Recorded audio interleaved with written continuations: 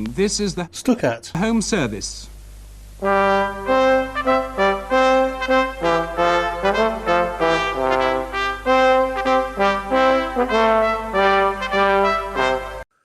and welcome to programme 9. I'm here doing it on my own because Frankie has stormed off. I was making a perfectly valid point and he wouldn't sit around and listen to it, so I'm going to present with my iPad from now on. Isn't that right, iPad? Yes, it is, Martin, although it is actually episode 8. So we'll go straight into the national anthem, and we've got a really good programme for you here, much improved by the lack of Frankie. And by the addition of me.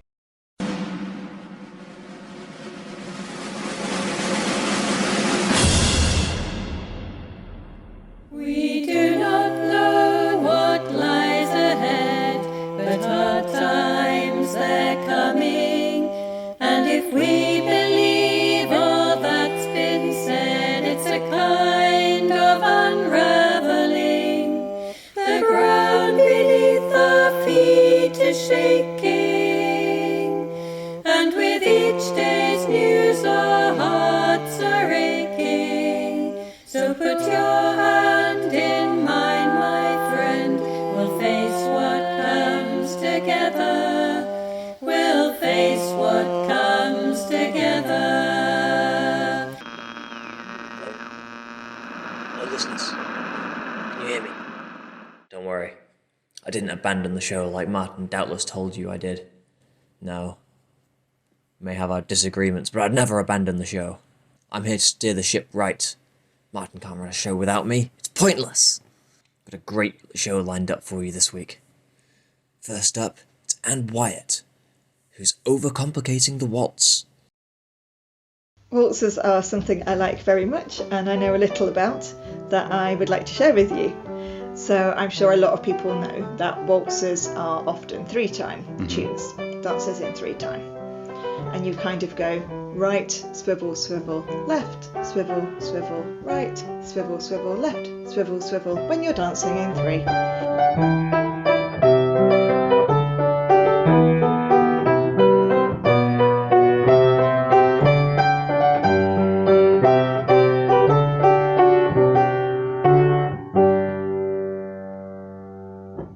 Okay, well that was lovely. Okay, so 1, 2, 3, 1, 2, 3. Okay, but there's more to waltzes than just that, apparently. There is in the kind of Eurodance scene that I'm a part of. It's also very common to play and dance waltz tunes that are in 5-time. So to dance in 5-time, you kind of go right, pivot, pivot, pivot, pivot, left, pivot, pivot, pivot, pivot, so that you're changing your weight on the beat, but you have 4 extra fill-in steps before you start the pattern again. That's how you dance in 5.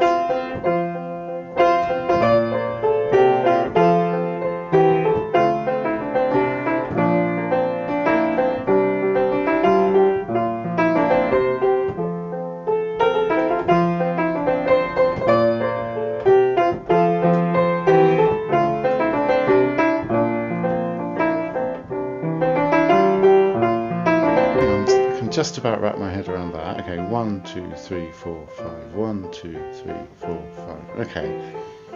Now, this is where it gets a bit mental, isn't it? It gets a little bit more complicated and it gets a little bit more mathematical, because if you can dance in 3 and you can dance in 5, then surely you can dance in a bar of 3 followed by a bar or 2 of 5. And add those two together, what do you get? You get an 8-time waltz. 8-time, right, okay. So that's going to be sort of skipping around and never settling down sort of thing, is it? It's a little bit, well, it's still quite a... Hippity-hoppity sort of It's still a little bit of scooting in quite a smooth way around the room, but it is a little bit wonky. Because yes, you have 3 beats to do half the dance, and then 5 beats to do your next set of steps.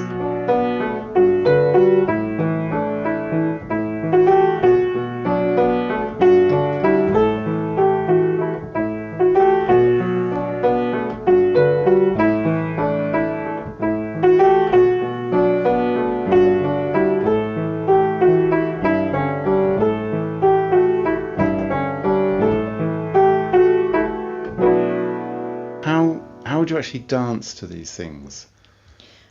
It's these dances are all kind of danced in the bal tradition, in the Euro dance tradition, like with a partner. Think a little bit like ballroom dancing meets Ceilidh, I guess.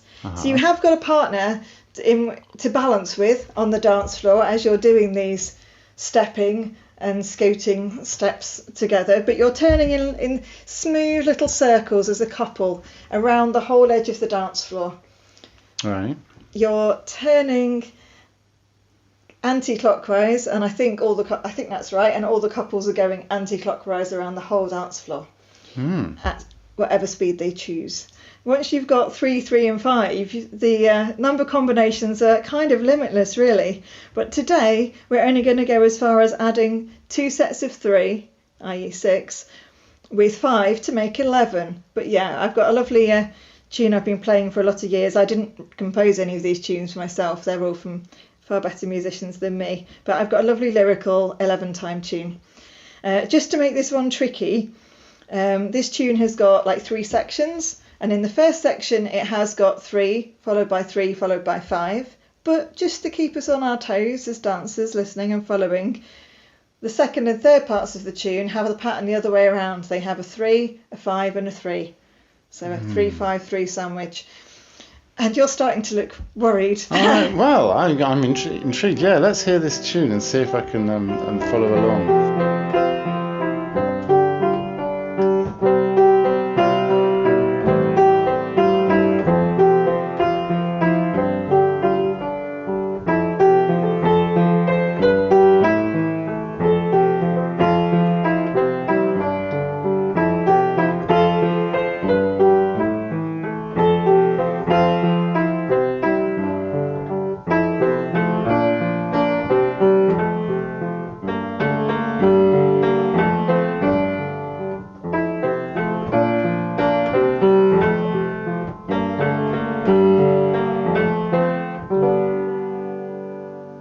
If you enjoyed that, if you were at all intrigued by either the mathematical puzzle, I think I need to see it to or you would understand like it, to see, or maybe even dance it danced, or have a go on the floor at dancing it, then I'm happy to report that there is a thriving scene in Sheffield.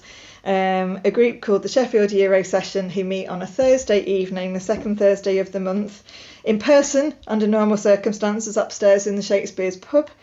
There are quite a few Pitsmore faces in the crowd there. You'd be made very welcome if you show up to have a look. And you can also find us on Facebook at the moment, and there have been some virtual Zoom sessions held during lockdown. So that was my little introduction to 3-time, 5-time, 8-time, 11-time. The possibilities are endless. Waltzes. Well, thank you very much, Anne Wyatt. That was a great segment there from Anne Wyatt. Alright, listeners, I've got to go now, or Martin will see the interruption in his broadcast signal. Good luck listening to his rambling monologues about the next segment. Not like my pristine, quick, efficient links between the shows. Everyone knows I'm the better host. He'll learn, listeners, don't you worry. Okay, let's go back to him now. Let's see what he's up to. Wow, that was fascinating. Can I go to dance classes? No, iPad, you can't go to dance classes. You've got no legs. Ha ha ha. So we can do humour as well. Right. Next we have Stan Skinny and Helen Rice, 2 poetry comics. There are frequent references in this item to Fish Pie, which is a show that they both write and have been putting on for some months now. The conversation was one of the more difficult ones I've had, because they kept firing off in lots of different directions, but they were amusing directions, and I hope you enjoy it. Stan's going to start off with one of his poems, because I demanded that they prove their veracity by giving me a poem each. I haven't ironed anything for 2 months. How can I explain to the iron what's going on? It probably thinks I've given up on myself, that I can't be asked to look crisp any longer, that dressing gowns never need ironing, the judgmental bastard. Everything is quite all right with me, actually, pal. I'm handling this all perfectly fine. If anything, I've surprised myself with how well I'm coping on my own in the house, with no one to talk to but kettles and irons. Do you normally do quite a lot of ironing, Stan? I suppose you wear a proper shirt for work.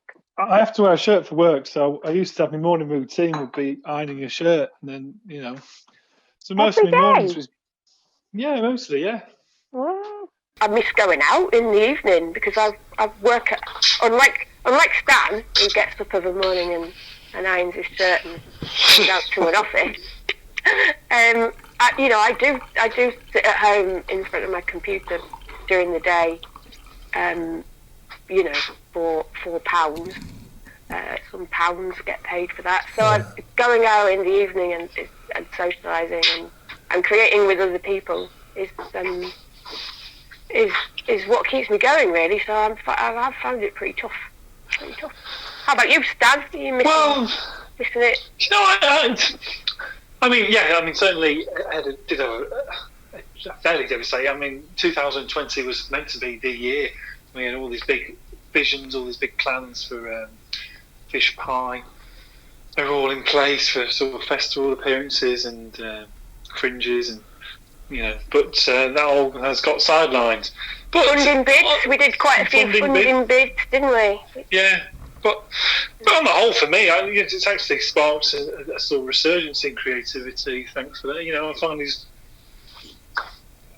got on with doing work that I've put off doing because I've been very lazy or sort of preoccupied with too many projects at once. So it's sort of helped me a little bit to sort of, say for one example, just sort of go through more my poems and edit them and sort through them all and finish off books that I hadn't finished. And hopefully out the other end, a lot of positive stuff will come out of it, and I'm trying to keep on thinking about that, really. So this is about a torpedo roll that was going mouldy on Burngreave Road. Sometimes when I perform it, I take the artistic license of saying it was on Burngreave Bank, because I think Burngreave Bank is funnier than Burngreave Road. It's called Mouldy Torpedo Roll. Mouldy torpedo roll, what are you doing on the pavement? Mouldy torpedo roll, why did nobody eat you? Mouldy torpedo roll, saw you there on Saturday. Mouldy torpedo roll, it's now Monday afternoon. Mouldy torpedo roll, even the rats aren't interested. Mouldy torpedo roll, how did you survive that hailstorm? Mouldy torpedo roll, you're breaking down to your constituent molecules. Mouldy torpedo roll, to feed the microbes. Mouldy torpedo roll, gradually you are wearing away. Mouldy torpedo roll, it's not a normal way for food to decay.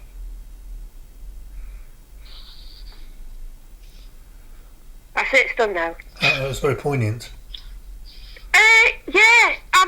This is something that's bothered me a bit since moving to the Pittsmore Burngreave area. I do see a lot of abandoned bread, lumps of bread. Like one day up near the adventure playground, it's like a whole bag of different breads. Like somebody just emptied their bread bin out. Now, I know people might be leaving it out for the birds, maybe, but the birds, and as I say in the poem, even the rats aren't interested. Like, so what's wrong with this bread? And then it just goes mouldy and hangs about. Is it only me that's noticed it? What is a torpedo roll? Right, now, this is the problem with this piece. You know what they sell in Subway? You know, like them long... I can't think of any other way. You know, like what they sell in Subway? They're submarines, and submarines carry torpedoes. Yeah, very good. I hadn't thought of that. I feel like if I do this in public, it makes some kind of sense, but just rattling around the house doing it is just a little bit too close to madness. I miss showing off. I miss showing off. I miss an audience, I think. What are your plans for when you are released? Have you got any things lined up? Have you got some definite gigs? Well, we were thinking about competing with you in the podcast game, actually. Won't we, Stan? Do you want to talk about that? Is that under wraps? No, yeah, we're planning to do a sort of daily poetry podcast. So, a poem a day by me, Helen Rice, and a poet called Steve Scott. Sort of lightly humorous sort of stuff. It's just going to be a poem a day. I think that's just sort of a small 5-minute piece. I think it's very easily digestible by most people. Won't take up much of your day. I'll tell you one thing about the podcast game. Give us some tips. You've got to be regular. You've got to be regular. Yes. People really appreciate you bringing something out on the same day every week or every day, same time every day, or something like that. Yeah. If you promise every day, you've got to deliver every day. Yeah. Yeah. To be disciplined. Treat it like you're ironing. Instead of your ironing, you get up, you do your podcasting. Performing is often quite stressful, so it takes a long time to get that back to sort of less anxiety-inducing. So if just doing this one podcast a day would seem like an easier way of just getting stuff out. Maybe that's the future solution for me. Do you think? I can't imagine you not doing something on stage. Personally. But like you say, maybe that's changed. Maybe that's the. I mean, I do enjoy it. I like the hearing the audience's response. That guttural, visceral response, often. Yeah. Violent response. No, you're a very funny man. You make people laugh. I'm surprised that that's not an element of life that I love the performing. What I don't love is the half an hour either side of performing. I think that. Yeah, it's horrible. And it never gets any easier, and it certainly makes it very awkward around friends who come to visit to watch the show. And I've probably lost more friends than I've gained. No, that's a lot. But certainly, whenever you bring friends in, and you're all, and I'm on probably at the best of times. So just before a gig, when I'm just completely panicking like anything, and then straight afterwards, and I'm so filled with adrenaline that I'm completely incomprehensible that I don't know how anyone could really stomach that. I was absolutely horrible to my sister, and her husband came up from Derby to see me support Mick Artistic in December, and that was the most nervous I've been before a gig, I think, ever. And there's no like kind of green room at Shakespeare's in town. There's nowhere to kind of wait, so I was just waiting in the bar, and my sister walked in, and the gig was due to start at 8, and it was still 7:30, and I hadn't been in for my sound check. And she walked in, and rather than being like, "Oh, it's really nice of you to come from Derby," I was like, "What are you doing here at this time? It doesn't start till 8." Oh, God. Yeah, no. And then she's like, I probably can't say what she said in response. And then you realise afterwards, but I was so stressed, and I didn't want to talk to anybody. I didn't want to see anybody. I just wanted to be on my own for that half hour before. I had a big plan to do Morrissey dancing, which would be like Morris dancing with Morrissey, and then it would be like swinging gladiolis. Gladiolis, yeah. But then he died, and then it's just not funny anymore, is it? Because I often do the props for Fish Pie, don't I? I do quite a lot of the props. Yeah. And sometimes we have a great idea, and then I spend about a day and a half making something that is literally funny for about 2 seconds. and then I find it really hard to throw the props away. Like, spent ages making a packet of worried whelk crisps. And I can't chuck that away. So my house just increasingly gets full of visual gags that last for about 90 seconds. But, so what I'm thinking with the Morrissey dancing is you're going to need quite a lot of gladioli. Well, I mean, that's the one thing about lockdown that I kind of it's bugged me a little bit, really, is that I've taken up all these new hobbies, Yes. gardening and baking, and all these different things, and I keep on failing at them all. And Ah. Well, what's happened with the garden? Because last time we talked about the garden, it was quite promising.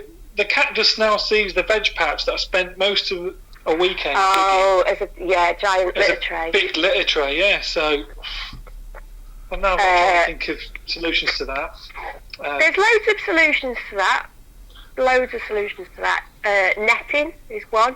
Try and net till the seedlings come through.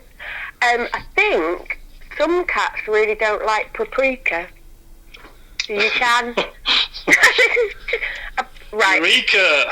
This conversation hasn't really taken a route at all, has it? It's just spun off in any detail, in any direction it fancied. Which is going to make editing very easy, actually. delete.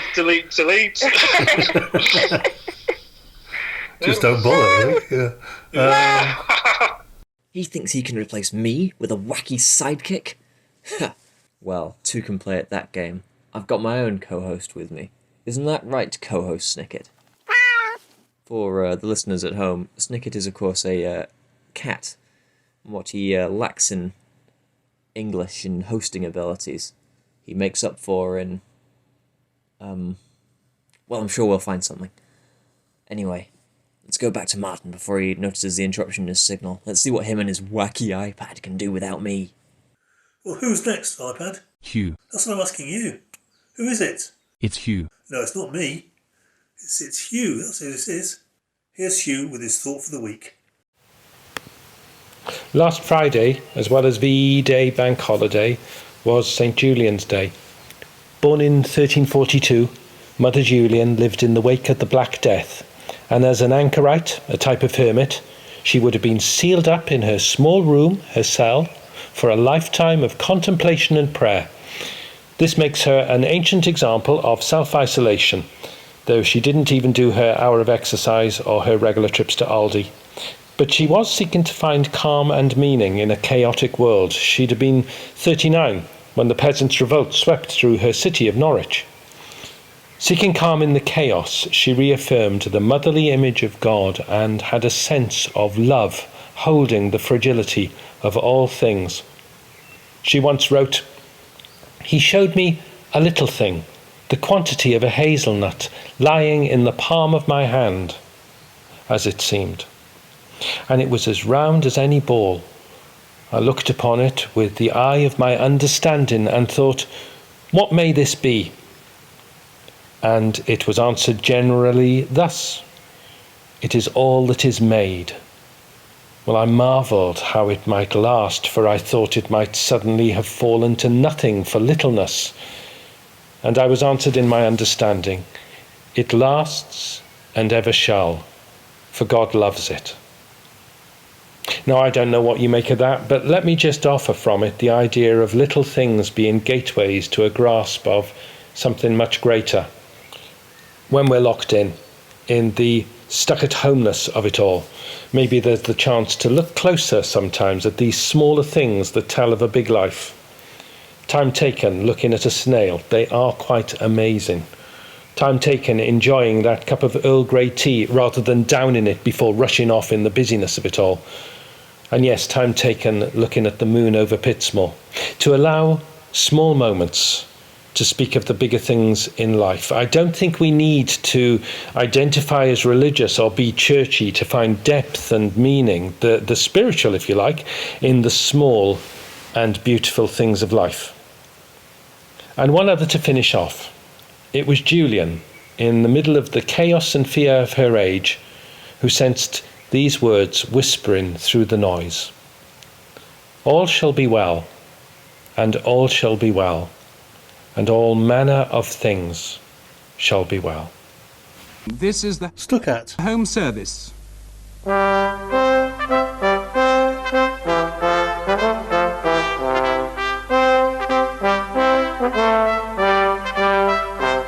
This is going to become another regular feature for a few weeks. Ben Key, runner of the singles nights down at the Bay Horse, has transferred his magic to our podcast. So we're expecting huge numbers of people to start listening to our podcast now. We've got the magic touch of Ben about it. He recorded Richard playing 3 important singles that were important to him during his life, and he talks about them as well. In fact, it's Richard's birthday yesterday, so happy birthday, Richard. And if somebody can think of a name for this feature, I'd be very grateful. Thank you. Bye. The first single I actually owned was Bright Eyes by Art Garfunkel, which still makes me cry because about the same time my rabbits got killed by a fox. But the one that really had a big impact at the time was Planet Earth by Duran Duran, which my friend Anthony gave me very generously. About the same time I started to get a bit of an obsession with the band. And it did sort of set off a thing about collecting every single that a particular band has had. And then being a sort of male Durrani in the early 80s set you apart a bit really, because all the boys in my class were into jam and football, and I wasn't really quite sure why I was so different until quite a few years later. But even now I have a bit of a knee-jerk reaction to the jam and football and things like that. It always makes me feel a little bit on edge. The thing about Duran Duran is that I think a bit underestimated is that they had really good taste in music, and if it wasn't for them I wouldn't have been listening to Chic and the Sex Pistols and Bowie and Velvet Underground and loads more bands, and I think I'll always be grateful to them for that. Also there was the infamous trip to Aston Villa Football Ground in 1983 with my friends Georgina Ross and Catherine Corston, who somehow managed to persuade our woodwork teacher, Mr. Wilson, to take us there on a Saturday. I'm fairly sure there was no risk assessment. Well, I know there was no risk assessment. There must have been some sort of parental consent, but I'm sure that wasn't in writing either. And it was really the first time I was out on my own in the big bad world. And it was an amazing concert. I remember one girl threatening to stub a cigarette out on my back if she couldn't see Nick Rhodes. So I've got all of those experiences, all those friendships, and to thank the band for, really. As for the music itself, I still listen to it. Have a listen yourselves and see what you think. I still think the bass line is absolutely cracking.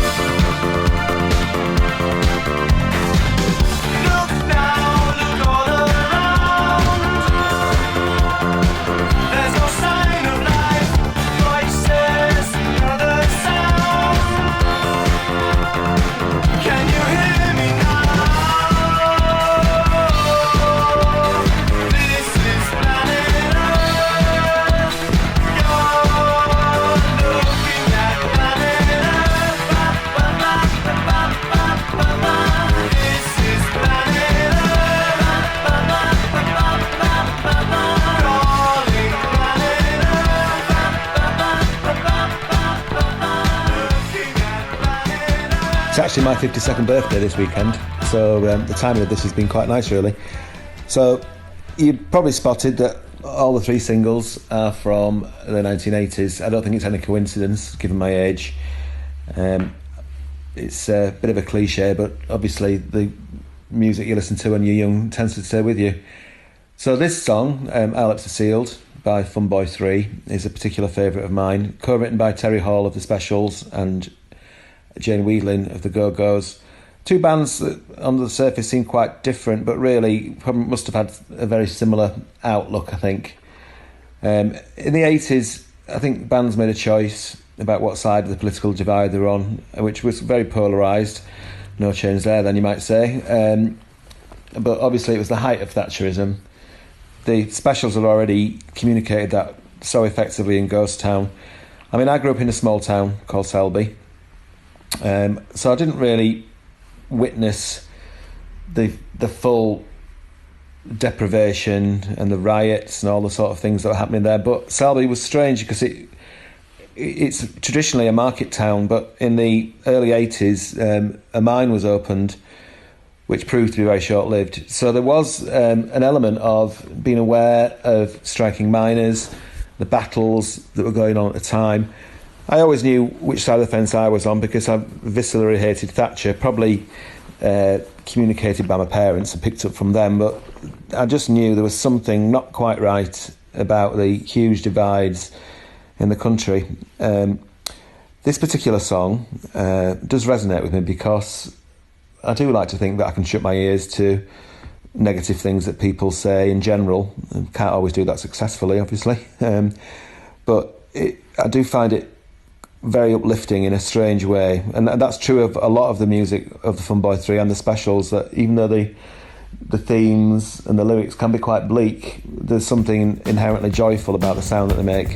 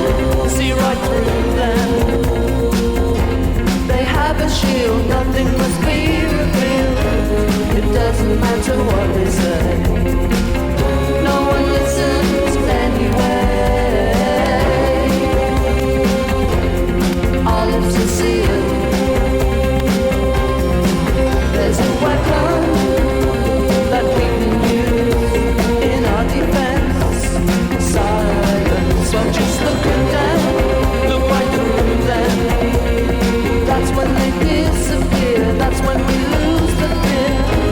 It doesn't matter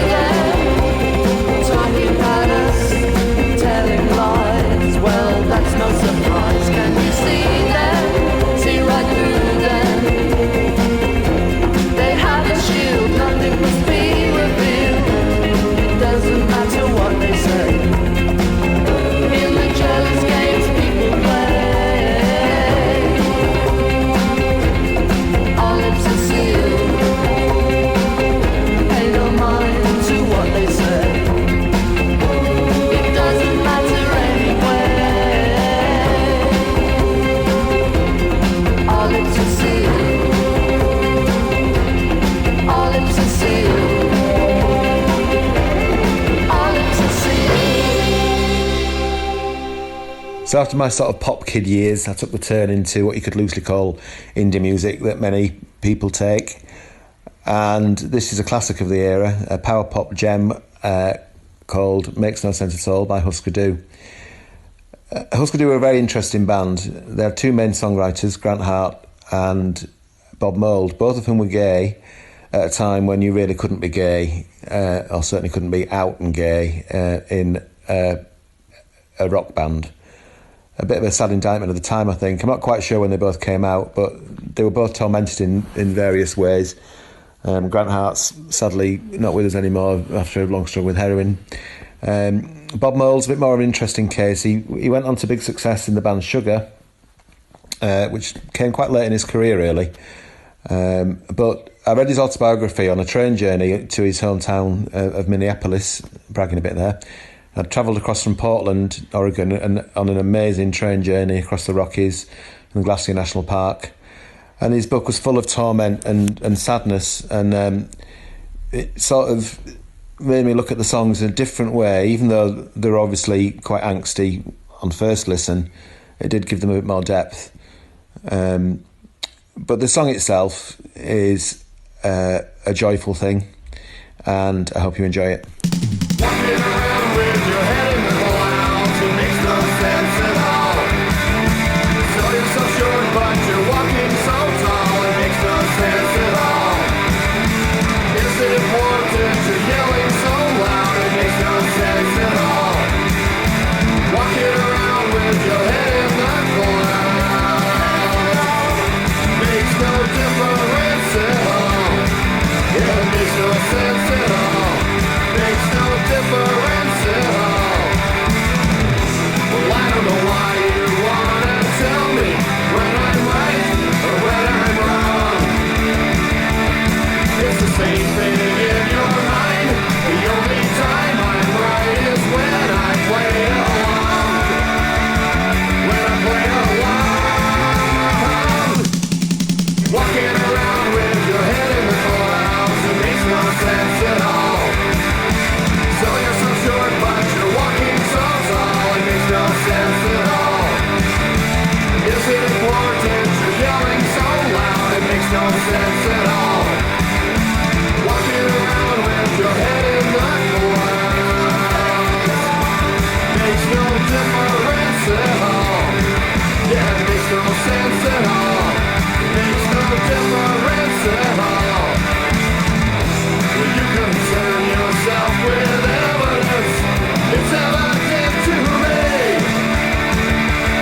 When you say you've got the tiger by the tail, but I don't see these things that way. See these things that way. Walking around with your head in the clouds, it makes no sense at all.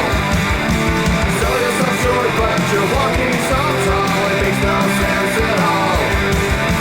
Is it important you're yelling so loud, it makes no sense at all. Walking around with your head in the clouds makes no difference at all. Yeah, makes no sense at all. Makes no difference at all. Walking around with your head in the clouds, it makes no sense at all.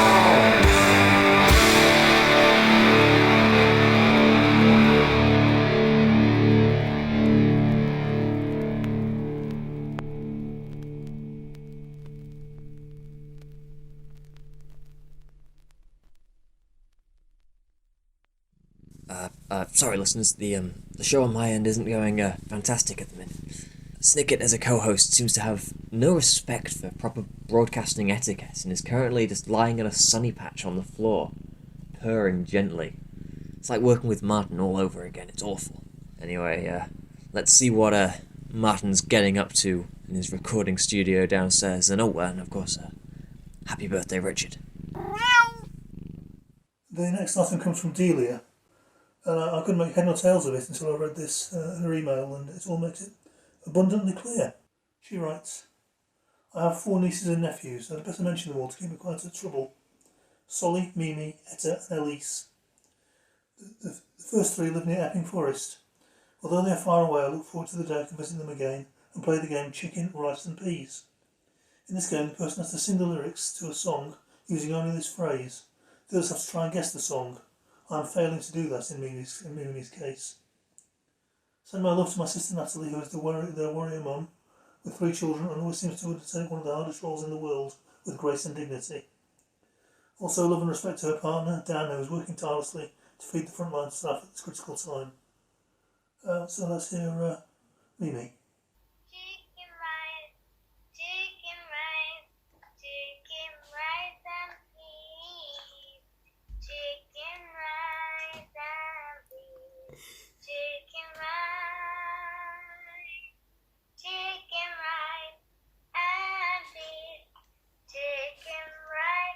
It sounds nice. I don't know what it is.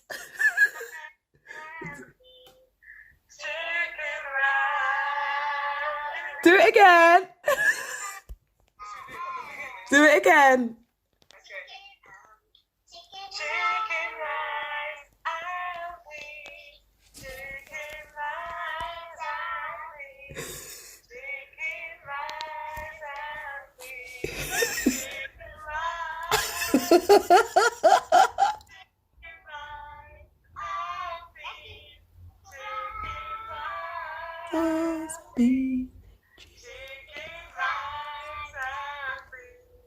Chicken. Oh, I should know.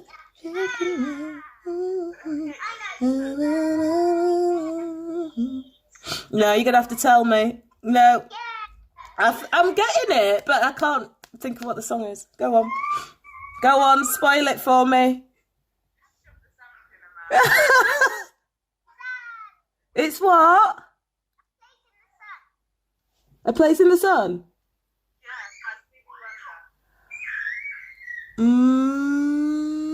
I'll have to play it. I can't hear it. What do you think of that iPad? It was very sweet. It warmed my lithium battery heart. You know, he lacks a certain something, this iPad. What do you mean? Frankie would have been sarcastic. But we don't have Frankie anymore, so I'm not going to worry about it.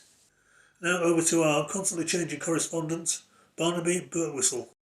Hello there. I'm Barnaby Birtwhistle, the Snicket Home Services resident audio archivist.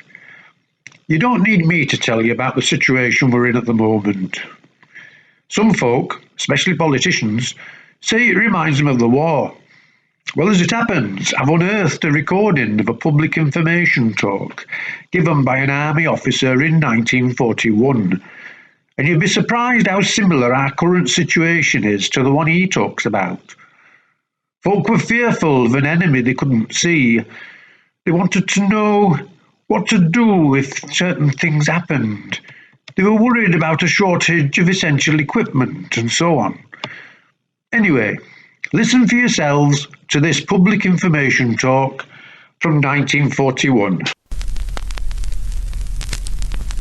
I'm here to talk to you today because my superior has had an unpleasant experience with an unexploded bomb. It exploded. The bomb disposal chaps warned him not to touch it. Leave it to the experts, they said. But he was having none of it. He's now in the Royal Infirmary, in the intensive care unit in Ward 10, and Wards 11, 12, and 13. I'm often asked what one should do in the event of an invasion. For example, if one were to see enemy parachutists, do not approach them. Walk briskly to the nearest police station and tell the desk sergeant who will have them arrested. Suppose you see a plane overhead and you're not sure if it's one of ours or one of theirs. The answer's simple. It's one of theirs. We haven't got any. We sold them all. What should you do if you see an enemy tank coming towards you and you happen to have an anti-tank gun handy? The answer's simple. Throw it away and run like hell. They're no bally use. Excuse me. Hello, Prime Minister. I'd be only too pleased to help you write your speech. Yes, we can offer them blood. And toil. Tears? I suppose so. Oh, sweat, yes, we can offer them plenty of that. The bucket's full. Any time, Prime Minister. Where was I? Ah, yes. How do you spot an enemy agent? There are 3 ways. First, if you tell a joke and someone doesn't laugh, he or she is probably an enemy agent. It's well known that the enemy have no sense of humour. You might like to try this one. A man walked into a bar. It really hurt. It was an iron bar. Don't get it myself, but then neither would an enemy agent. The second way is to ask a question to which every schoolboy or schoolgirl would know the answer. For instance, where was the Magna Carta signed? There at the bottom, of course. Anyone who doesn't know that must be an enemy agent. And finally, if anyone comes up to you in the street and starts asking damn fool questions, is probably an enemy agent. Only the other day, I was walking down Whitehall, and someone came up to me and asked which side the War Office was on. Ours, of course, I think. Anyway, had the blighter arrested. Excuse me. Another speech, Prime Minister. Of course I will. Yes, we'll fight them on the beaches. And on the landing grounds. Oh, definitely in the streets. And perhaps you could end by saying something like, we will never surrender. Oh, will we? Best not let on, though. Any time, Prime Minister.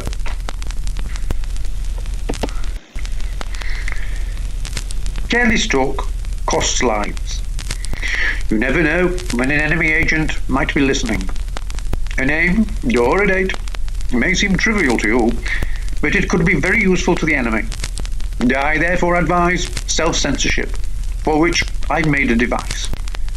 Some of you may feel that my device is in short supply. I apologize if you feel that way. In fact, I have the only one. However, I am confident that if the nation shows character, every street will have one by the time the war is over. I will now read out a few short sentences, which, by judicious use of my self-censorship device, will be incomprehensible to an enemy agent. Here goes.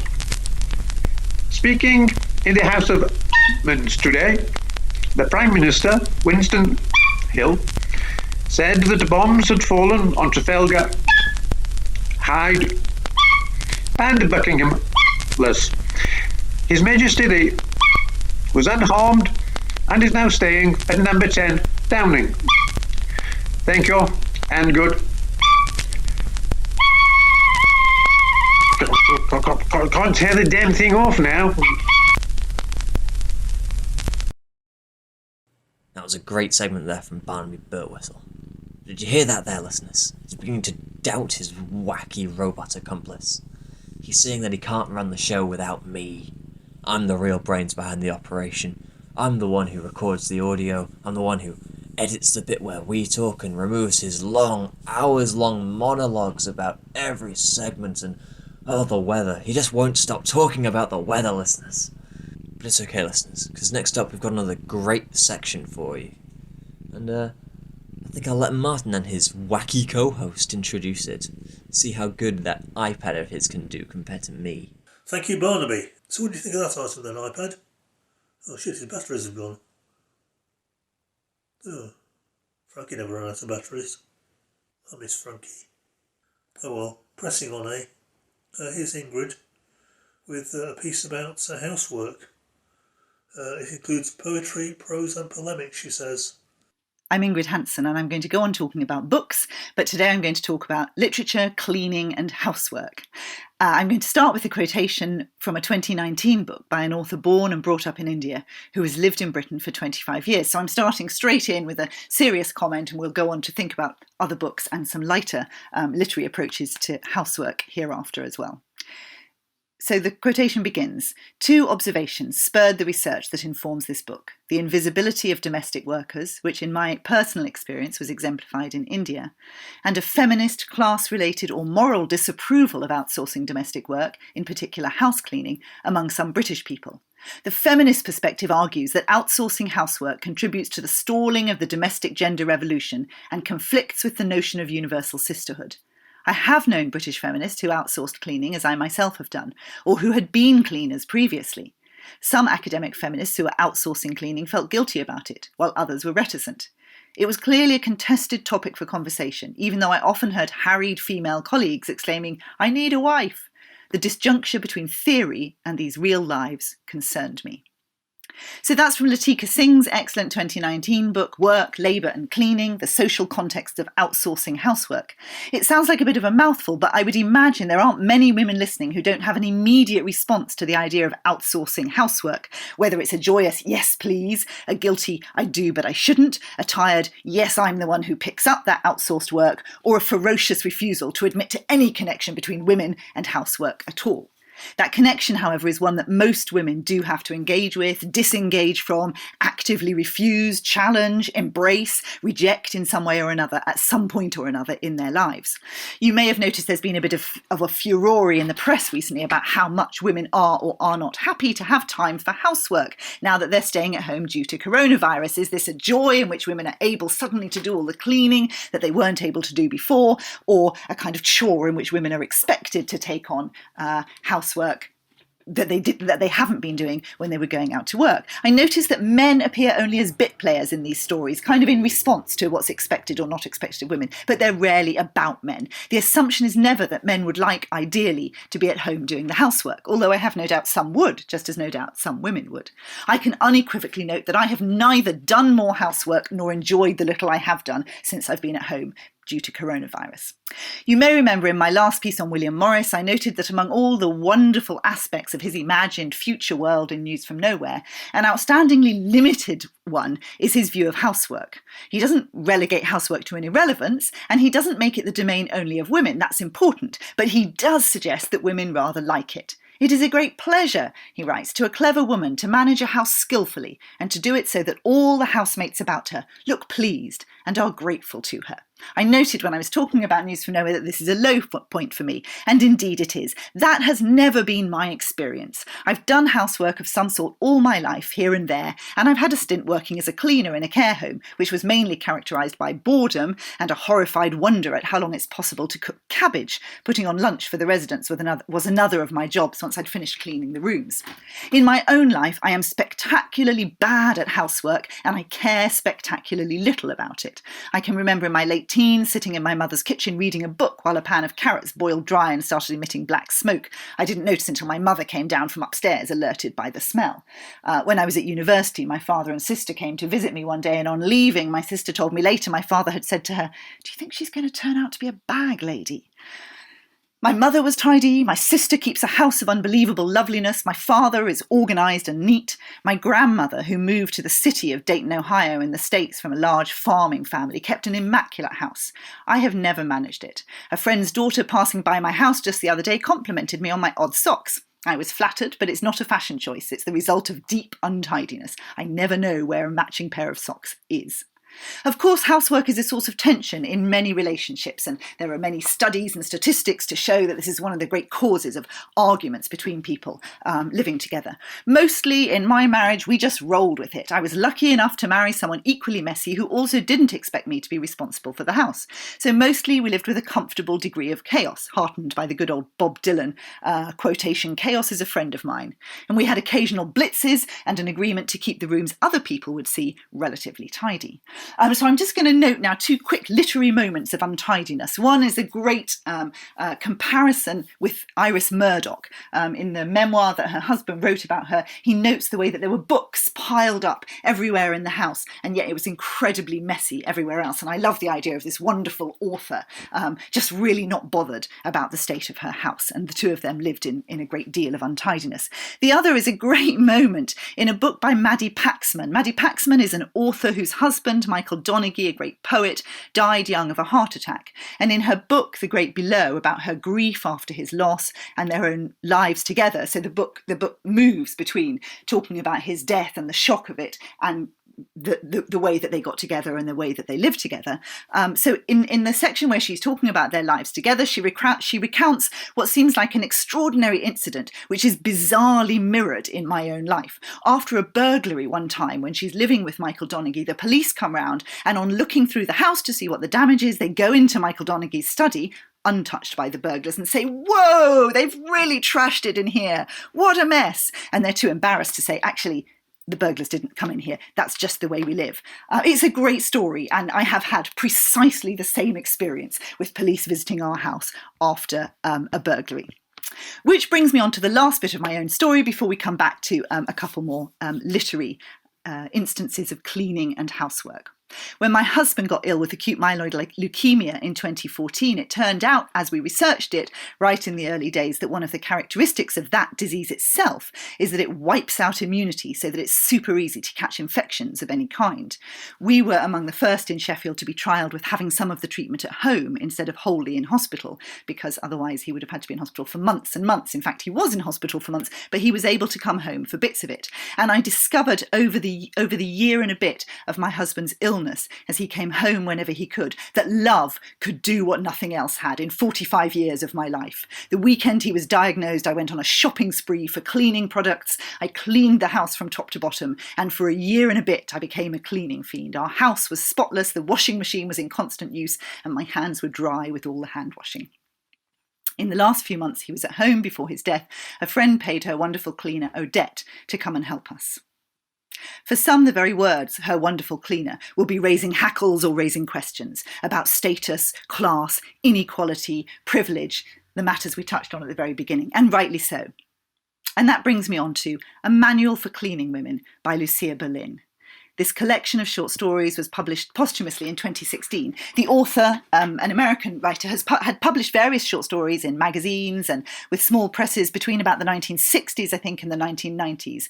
She died in 2004, and here they are collected together with an introduction by another American short story writer, Lydia Davis. I think they were published in 2015, in fact, instead of 2016. I was introduced to them by one of my students who used the book as the basis for her dissertation, and I'm so grateful that she introduced me to these fantastic short stories. They're gritty, spare, moving stories of life lived in struggle, with poverty, with alcoholism, with difficult relationships, and a lot of them concern cleaning, from the title story, which I'll come to in a moment, to the numerous tales set in laundromats, and a particularly powerful one in which the narrator's son needs her to wash his clothes for school, and she hasn't managed to do it. He has no clean shirts because she's been out drinking all night. Many of them are really moving and heartbreaking. They show the kind of cycles of poverty and prejudice and the difficulty of getting out of that cycle. But they're also often comic in some way, none more so than the title story, A Manual for Cleaning Women. And I'm going to read some of that story now. So it starts like this. 42 to Piedmont, slow bus to Jack London Square. Maids and old ladies. I sat next to an old blind woman who was reading Braille, her finger gliding across the page, slow and quiet, line after line. It was soothing to watch, reading over her shoulder. The woman got off at 29th, where all the letters have fallen from the sign, National Products by the Blind, except for blind. 29th is my stop too, but I have to go all the way downtown to cash Mrs. Jessel's cheque. If she pays me with a cheque one more time, I'll quit. Besides, she never has any change for car fare. Last week I went all the way to the bank with my own quarter and she'd forgotten to sign the cheque. She forgets everything, even her ailments. As I dust, I collect them and put them on her desk.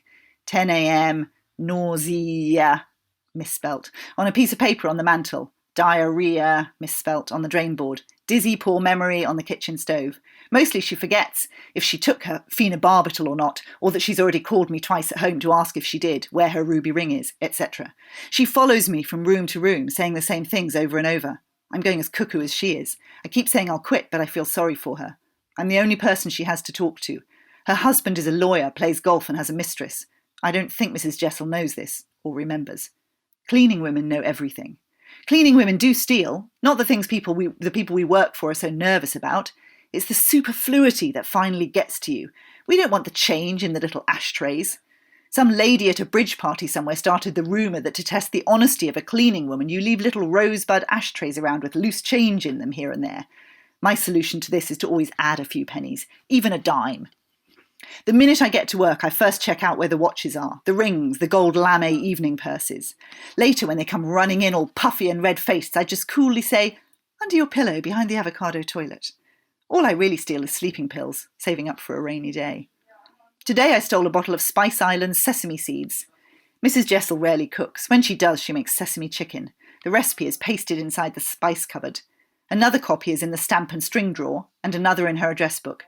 Whenever she orders chicken, soy sauce and sherry, she orders another bottle of sesame seeds. She has 15 bottles of sesame seeds. 14 now.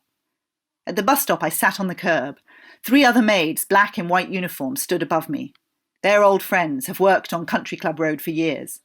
At first, we were all mad. The bus was 2 minutes early and we missed it. Damn! He knows the maids are always there, that the 42 to Piedmont only runs once an hour. I smoked while they compared booty. Things they took, nail polish, perfume, toilet paper, things they were given. 1 earrings, 20 hangers, torn bras. Brackets, advice to cleaning women. Take everything that your lady gives you and say thank you. You can leave it on the bus in the crack. So those bits of advice in brackets run through the story, and here are a few of my favourites further on in the tale.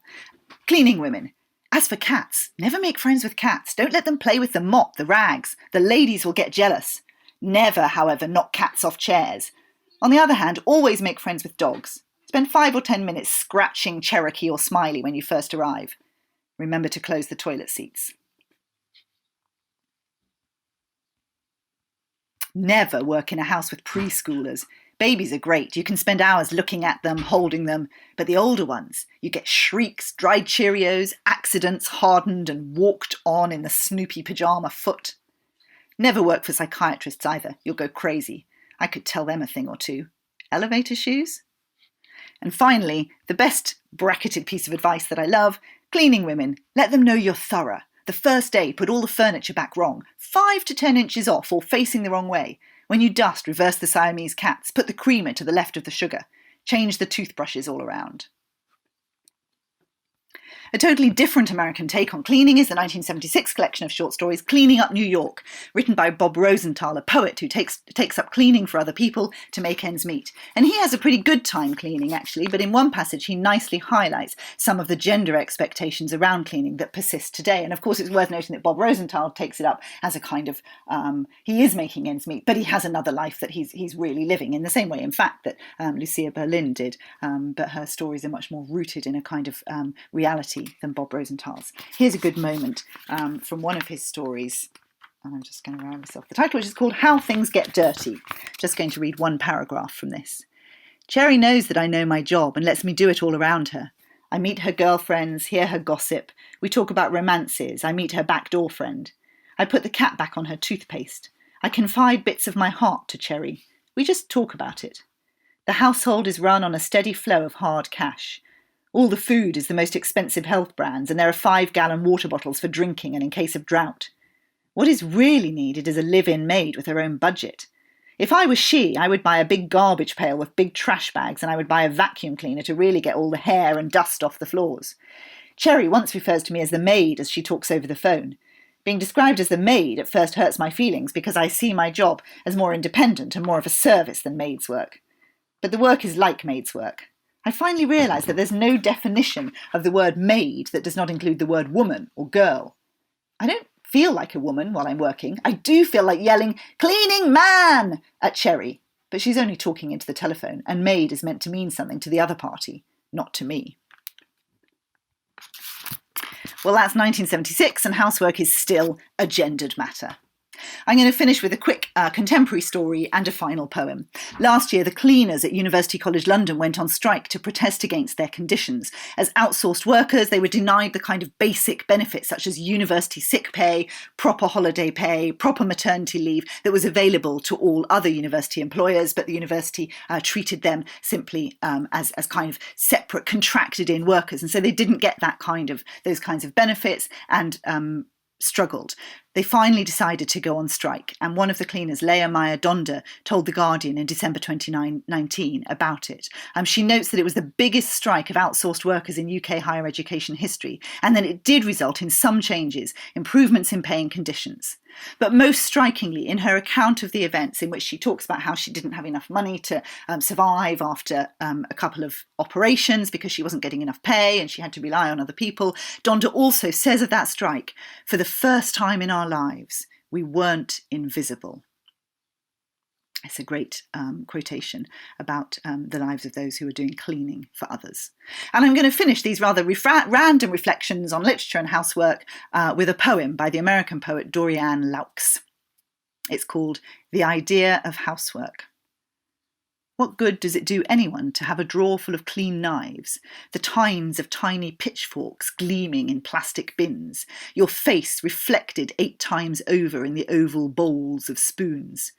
What does it matter that the bath mat scrubbed free of mould, the doormat swept clear of leaves, the screen door picked clean of bees' wings, wasps' dumbstruck bodies, the thoraxes of flies and moths, high corners broomed of spider webs, flowered sheets folded and sealed in drawers, blankets shaken so sleep's duff and fuzz, dead skin flakes, lost strands of hair flicker down on the cut grass? Who cares if breadcrumbs collect on the countertop, if photographs of the ones you love go grey with dust, if milk jugs pile up unreturned on the back porch near the old dog's dish encrusted with puppy chow? Oh, to rub the windows with vinegar, the trees behind them revealing their true colours. Oh, the bleachy, waxy, soapy perfume of spring. Why should the things of this world shine so? Tell me if you know. Oh, Snicket, where's he gone? What's? Oh my God! Oh, he's chewing on the microphone cable. No, stop that! Oh, but this is intolerable. Can't we just go back to the way it was? Listen, I'm gonna go downstairs and regain control of the main show. Wish me luck. Thank you for that, Ingrid. Now over to Frank T. Watkinson. Martin. Who ruined that take? I'm sick of these recording conditions. I thought we decided you weren't recording anything. No, of course I've been recording. I can't leave you to do the show. I've been pirating your signal. If you were paying attention, you'd know. What have your recording conditions got to do with me if you're doing it on your own? Listen, I know you've got this massive inferiority complex about working with me, but, don't you think it would be so much better if we worked together? I think it would be better if we worked together. But, and I'm prepared to put up with your massive ego. There you go, Matt. You just can't accept just how much better I am at this than you. I can accept how much better I am at this than you. And anyway, look, let's just let Frank play a song. Let's just intro this segment together and we'll see how it works. Okay. This is Frank T. Watkinson with the song Long Hard Day, which I can't relate to at all.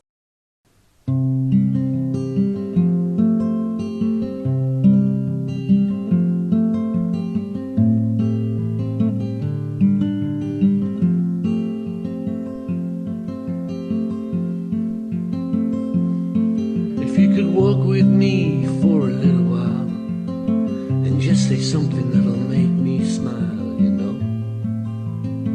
It's been a long, hard day. If you could stay with me till the morning light, I don't want to be alone tonight, you know.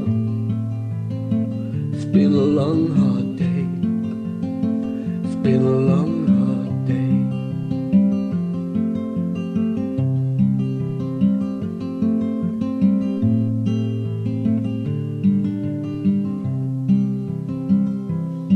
Because I need you now, more than you can tell. I'm missing her, and it hurts like hell. Oh, won't you help me to get out of here? All I need is you to hold me near, you know. It's been a long, hard day. It's been a long, hard day.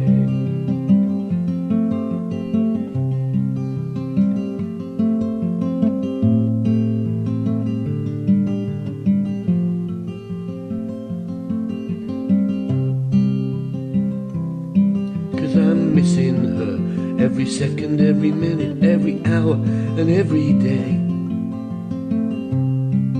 But I feel her slipping away. If you could walk with me for a little while, I'd just say something that'll make me smile, you know. It's been a long, hard day. It's been a long, hard day.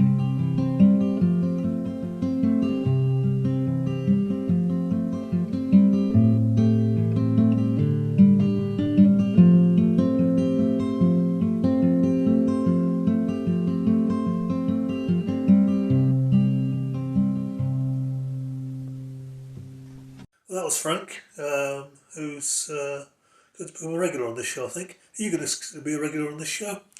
You know what, Martin? I think I will be, and I might even let you be. Oh, cheers. But it is. I find it's been better having somebody to talk to, and you're not an iPad. At least yours can speak English. Yeah, well, you can speak any language you want. It just doesn't understand a blind word it's saying. A little like you. Oh. Sorry, we're getting back into that sort of thing again. Let's quit while we're ahead, and while we're still tentatively good friends. We aren't appreciated here, Snicket. Let's go. So let us stand as we face the coming storm, for we love this land. Let's work for a better dawn, and let us love like we've never loved before, sisters and brothers.